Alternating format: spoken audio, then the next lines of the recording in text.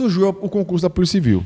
Eu estava estudando, comecei a estudar para concurso, por quê? Porque você está no TRE com um cargo de assessor, mas você está hoje e não está amanhã, né, Eric? A gente sabe que é assim, né? Então, assim, eu sempre fui bem ativo, eu gosto de trabalhar, mas também gosto de... A gente tem que pensar na família, né? A gente tem que pensar na estabilidade. Então, eu comecei a estudar para concurso. Estudei para concurso, aí comecei a fazer vários concursos.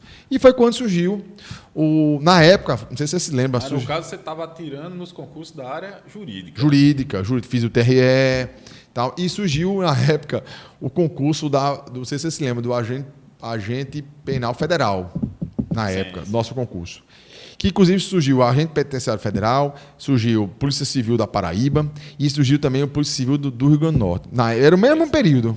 Agente Penitenciário, que hoje é o Policial Penal. Que Agente Penitenciário Federal, que agora é Policial Penal. Agente Penitenciário Federal, na época, o nome, agora é Polícia Penal Federal. E aí, o que é que acontece? Eu disse para minha esposa, eu vou fazer para a Polícia Penal, para Agente Penitenciário Federal. Eu disse, não, faça não. Cuidado, faça não, não sei o que, é perigoso. Então, eu vou fazer para a Polícia Civil. Mulher nenhuma gosta do cara entrar na polícia. Eu vou fazer para a Polícia Civil. Aí eu comecei, na época, por mais que eu fosse formado em Direito, por mais que eu exercesse o cargo de assessor jurídico, mas eu não tinha condições de estudar para delegado, porque eu sou bacharel, eu era bacharel em Direito. Como é que eu vou estudar para delegado? Se eu trabalhava no TRE a tarde toda, estudava em cursinho preparatório à noite e estudava em casa só depois que nós chegava do cursinho, que eu ia estudar para concurso. Então, assim, de manhã também eu tinha as atividades, então eu não tinha tempo. Então, eu não tenho como me dedicar ao concurso de delegado. Não tenho como. Como é que eu vou me dedicar? Aí eu disse, não, eu vou fazer um concurso. Aí eu analisei os cargos, agente e escrivão, eu vou fazer para escrivão. E fiz. Não fiz na Paraíba. Mas aí uma boa pergunta. Nessa sua decisão entre agente e escrivão, você não tinha, acho que, muita ideia do que era o agente e do que era o escrivão. Por que você se decidiu a pleitear o cargo de escrivão? Olha, eu cheguei até visitar a delegacia de plantão na época, para saber. Mas, assim, por que escrivão? Porque eu sou muito afeito aos documentos, a papel. Eu gosto de produzir papel. A advocacia nada mais é do que você também, dentre as atribuições do advogado, é fazer petição, fazer ações judiciais, fazer peças, recursos. Então, assim, eu tenho essa afeição para poder elaborar documentos. Eu disse, não, eu vou fazer para escrivão. Que, diz passagem, o agente também tem que ter uma afeição a papel, porque ele também faz relatório de investigação. É uma polícia judiciária, tem que produzir documentos. Então, eu disse, rapaz, eu tenho uma afeição para papel, eu vou para escrivão. Eu pensei, assim, a grosso modo foi assim. A sua cabeça foi, escrivão é mais escritório. Meio que ligou, né? Não, o escritório e tal, então eu vou para escrivão. E aí eu fiz o concurso de escrivão, na época, para a Polícia Civil. E o concurso da Polícia Civil são etapas, né? Então eu passei a primeira etapa e fui fazendo isso, em paralelo, fazendo outros concursos. Passei no TRE da Paraíba, mas não fiquei bem colocado, fui passando em outros concursos, mas não fiquei bem colocado. E o Polícia Civil, eu bem colocado na Polícia Civil do Estado do Rio Grande do Norte e passando nas etapas. Fui fazendo as etapas, né? Prova escrita, subjetiva, aí, prova prática, enfim, aí terminou. E agora, o curso de formação? Chamado para o curso de formação. Aí eu disse, vou enveredar para a polícia, eu quero a estabilidade, eu quero, né, me fixar. Quer dizer, você estava como concurseiro, atirou para vários lados, dentro da formação que você tinha, que era de Direito, e o da Polícia Civil, na verdade, foi por uma situação. Apareceu, você fez, isso, e no final das contas foi o que chamou mais depressa aí. Foi. E aí você encarou. Foi, exatamente. Encarei. Aí teve o curso de formação. Chamou para o curso de formação. Quando chamou para o curso de formação, aí eu pedi a exoneração do cargo do TRE. Diz, olha, eu vou ter que sair porque eu vou para o curso de formação. Curso de formação 4 meses, eu não podia mais ser visitado do tribunal por 4 meses. Então, pedi exoneração, fui para o curso de formação. O curso de formação começou em julho e terminou em novembro, ainda na época do governo Iberê. E aí o curso de formação, quando terminou, meu amigo, não chamou foi ninguém. Ninguém. O concurso terminou, ninguém. Por isso que esse último curso de formação foi uma vitória chamar 300, né, 300 e poucos candidatos, porque na época não chamou ninguém. E terminou o curso desempregado. E agora, com filho, como é que faz? Aí foi um dos momentos mais difíceis, né, que eu passei, porque eu estava desempregado, sem perspectiva de ser chamado, o ano girando, porque governo diferente que ia assumir na época, o que é que ia fazer? Aí foi quando eu me socorri de uns amigos. Amizade é tudo, né? Eu tinha um amigo, que Matheus, que ele me indicou, na época ele era assessor jurídico da Prefeitura Municipal de Guamaré. E aí aí me chamou, Randy, vamos trabalhar comigo? Aí eu fui trabalhar com ele. Aí me apresentou lá e tal. E ele acabou saindo de Guamaré porque ele queria. E eu acabei ficando lá em Guamaré. Guamaré, que nós sabemos, né? Então, comecei a assessor com jurídico e acabei sendo lá procurador do município, na área do contencioso. Agora, deixa eu só fazer um parênteses para comentar, viu? A vida de um policial. Olha só a situação.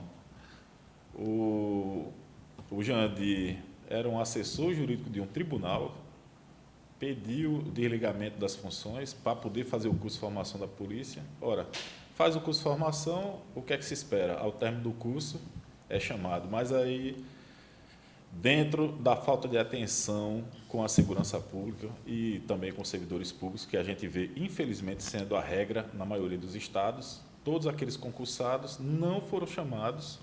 E aí, voltando à vida civil, a maioria, a vida civil, que a polícia civil não era militar, né? Mas volta para a vida normal, vamos dizer assim, com a mão na frente e outra atrás, sem perspectiva de nada. E daí você teve que ir até a cidade de Guamaré, né? Dentro de uma oportunidade, graças a Deus que apareceu, né? Isso, mas... Pois é, Eric, e ainda tem um detalhe. No curso de formação, nós não recebemos a bolsa.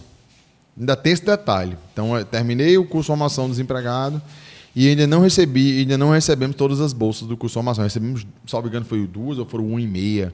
Então, ainda... Deveriam ser 4, né? Era, ainda 4,5, porque terminamos 17 de novembro, salvo engano. Então, assim, além do descaso de não ser nomeado, porque eu estava dentro das vagas, eu estava bem próximo da metade para o início das vagas, além de não estar dentro das vagas, a gente não recebeu a bolsa do curso de formação.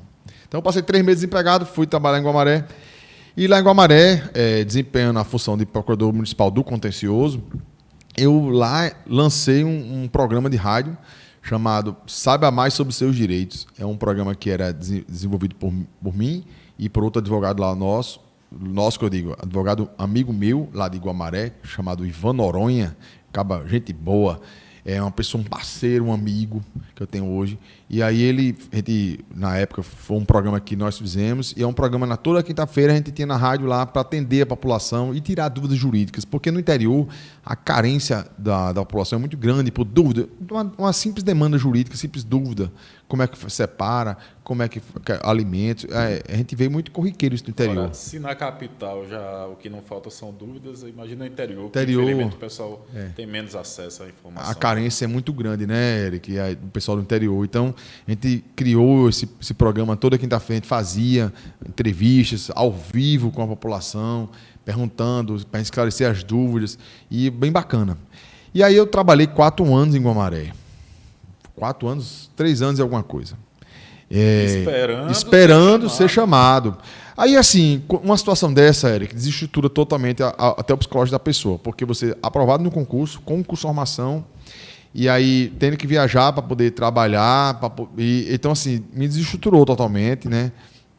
Não foi fácil nesse primeiro momento. Repito, não nomeou ninguém, então, e inclusive o Estado começou a nomear a conta-gota, nomeava 10, ia nomeando conta-gota, né? Foi quando, em 2014, olha que o curso de formação, nosso concurso foi em 2008, começou em 2008, o curso de formação em 2010, e eu estava menos da metade do número de vagas, eu fui chamado em 2014. Quase 4 anos de espera. Sobre esse concurso em particular, que foi o concurso da Polícia Civil do Rio Grande do Norte de 2008, ainda tem uma particularidade. Ele só aconteceu porque o Estado foi condenado a fazer. Isso. Houve um processo, né, eu acho que foi iniciado pelo Ministério Público, E o Estado foi condenado a fazer esse concurso público devido à carência enorme de policiais, né, de efetivo da Polícia Civil, que continua, por sinal. Não mudou muito o percentual da carência. Então, um concurso já feito a partir de uma condenação judicial, e daí tem todo esse rolo aí que você está explicando. Prossiga. E aí é importante frisar que, para chegar, você falou muito bem, para chegar essa nomeação em 2014... não foi à toa também, como você falou. Além das decisões judiciais e tal, teve também a briga na época de sindicato. Teve, inclusive, se você for lá no Simpal hoje, você vai ver lá, tem uma foto com ainda pessoas que tinham feito o curso de formação, que estavam aguardando em mobilizações do sindicato. Por quê? Porque uma das pautas do sindicato na época era também a nomeação dos concursados.